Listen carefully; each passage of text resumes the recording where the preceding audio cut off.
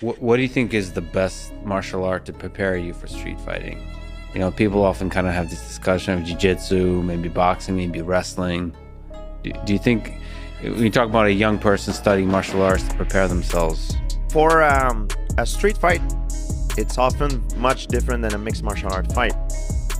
And I know there's a lot of BS in the world of martial art, like self-defense, stuff that, like, but because not necessarily we talk about the technicality, we talk about the tacticality, the tactics, you know? Like when I'm talking to you about the element of surprise is important, this is not technique. A technique is a punch or techniques that I physically will use to enable my opponent, my aggressor. Tactic is the tactic I'm telling you about is in a street fight. If someone is looking for trouble and I feel the heat rising as the conversation goes, that's the position I'm gonna take. And I have to be first. I cannot let him go first. So I have to strike first or do something. This is the first thing that generally and I have to agree on. After that, of course, there's the knowledge. If you're a professional fighter, you have a huge advantage. Once the fight is started, the war is declared, now it's everything goes.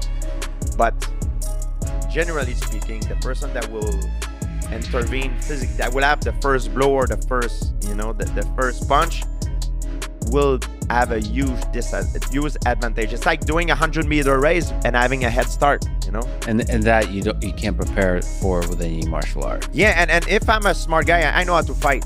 If a guy like an heavyweight champion comes to me, or like a, you know, I know what to do to disable him, like boom, or here and or the neck, you know, like, and if you blind him, what is he gonna do? You know what I mean? So or a bottle, or, you know what I mean? So the element of surprise it's everything. So that's why it's always good to be the nice guy and not looking for trouble, because if you're not looking for trouble, you have the head start. You have the option of having an head start. So what you're saying is being a nice guy is the best form of self-defense. Maybe a little humor. Yes, too.